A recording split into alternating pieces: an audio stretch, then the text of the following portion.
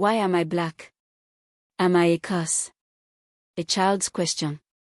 In a quiet village where the sun kissed the earth with warmth, a little boy named Kojo sat by the river, watching the rippling water reflect his face. He ran his small fingers over his deep brown skin, tracing its smoothness as he whispered, "Why am I black?" His mother, Oma, knelt beside him, scrubbing clothes against a stone. At the sound of his question, she turned, her eyes soft yet searching. Oma had long noticed that Kojo never looked happy when he came home from school. His shoulders slumped, his voice quiet, his eyes clouded with unspoken thoughts. She knew her son must be having a tough time, but she told herself that everything would be okay with time, until that day. That day, she had found him behind their hut, a razor in his trembling hands, trying to peel away his own skin.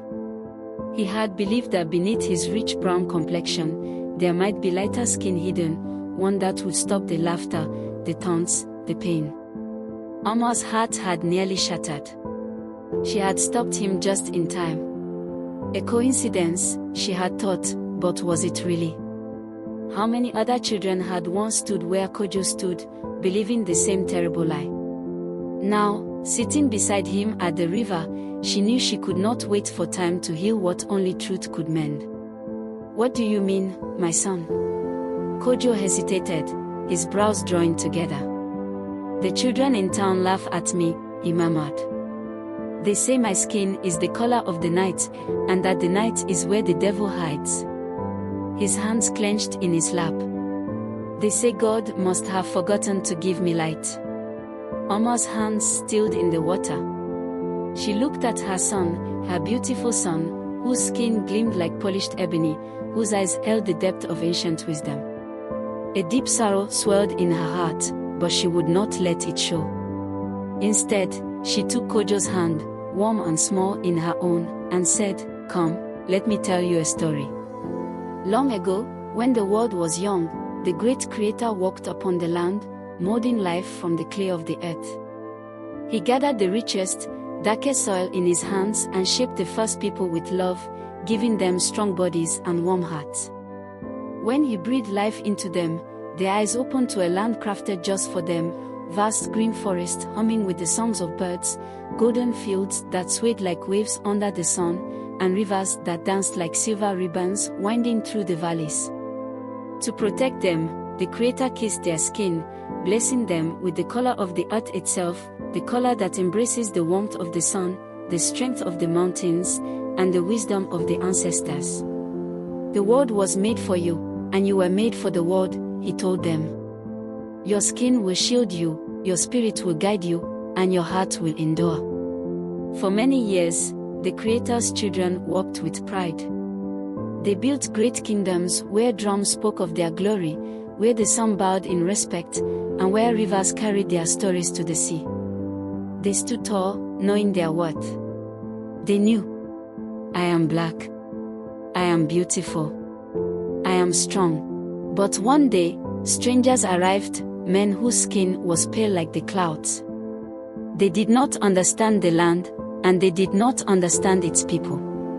When they saw the rich dark skin of the Creator's children, something unfamiliar stirred within them. Fear. Fear turned into jealousy. Jealousy turned into hatred. And so, they whispered among themselves, saying, "How can these people be so strong? How can they stand so tall? We must break them." They spun lies like a spider spins its web. "Your skin is a curse," they said. "Your color is the mark of sin. To be dark is to be less." The whispers slithered like vines, creeping into the hearts of the Creator's children. Over time, they began to believe the lies. They bowed their heads. They questioned their worth. They forgot who they were. Kojo's eyes filled with tears. "But why, Mama? Why would they lie to us?"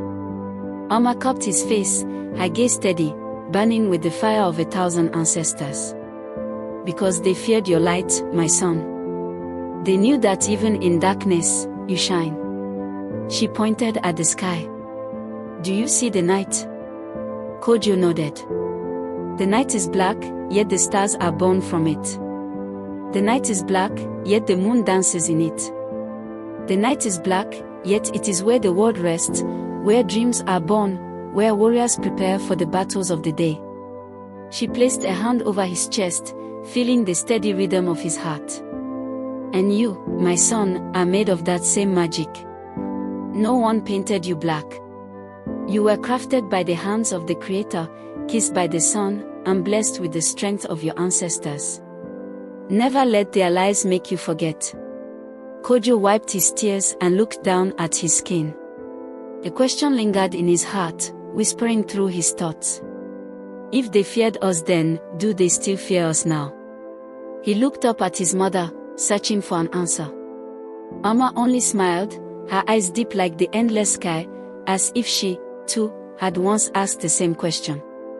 And as Kojo walked back into the village, the question echoed in his mind, stretching beyond the stars, waiting to be answered. The story of Kojo is a reflection of a deeper truth, one that has been echoed across generations.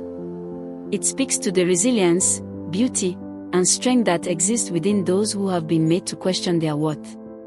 From this tale, we draw key lessons that serve as a guide for self-acceptance, empowerment, and the unshakable truth of identity. Your identity is not defined by the perceptions of others. The world may attempt to dictate who you are, but only you have the power to claim and embrace your truth. Strength is often met with fear. Those who recognize your power may seek to diminish it. Stand firm in your worth and never allow fear to shape your destiny. Blackness is a gift, not a limitation. It carries the warmth of the sun, the strength of the earth, and the wisdom of countless generations before you. Even in darkness, your light is undeniable. Just as the stars illuminate the night sky, your presence and brilliance cannot be erased. Self-love is an act of defiance and liberation.